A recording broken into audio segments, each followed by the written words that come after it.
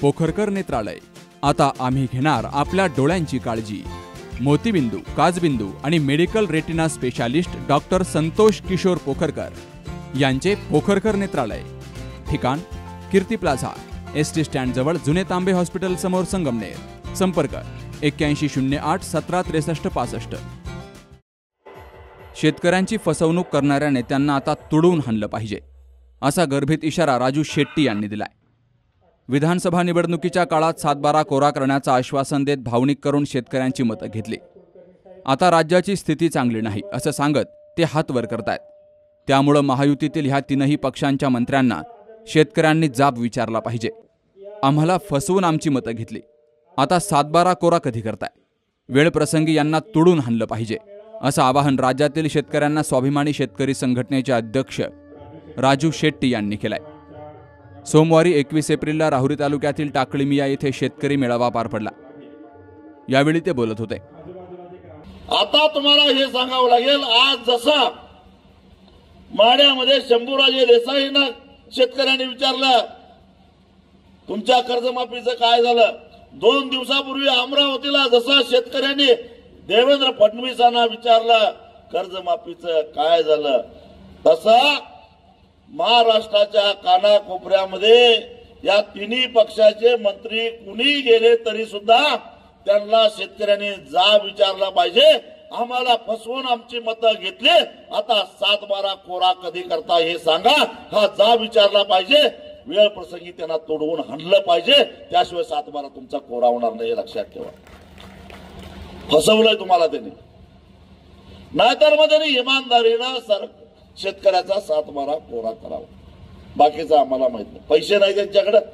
मी आजच एक जाहिरात वाचली पेपरमध्ये, राज्याच्या मंत्रिमंडळाची बैठक तुमच्या जिल्ह्यामध्ये होणार आहे।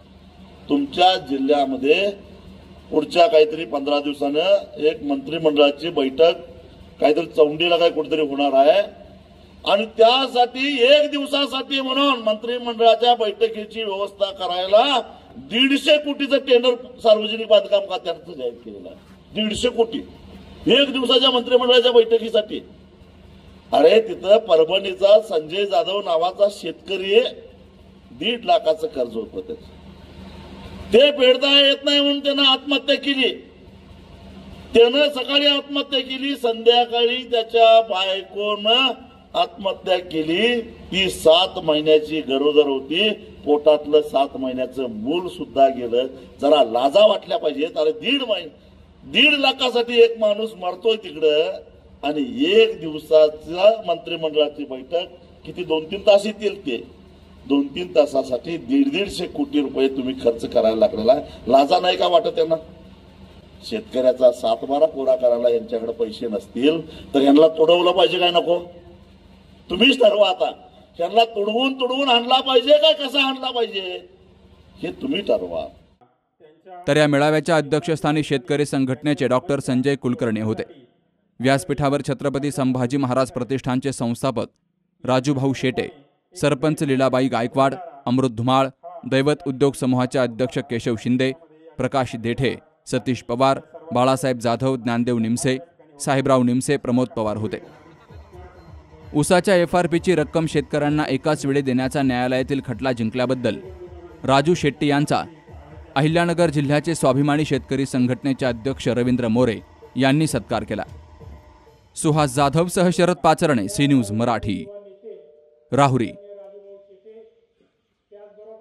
काल आमच्या किटी पार्टीमध्ये मैत्रिणी विचारत होत्या, फर्निचरसाठी तुझा चॉईस समर्थ फर्निचरच का?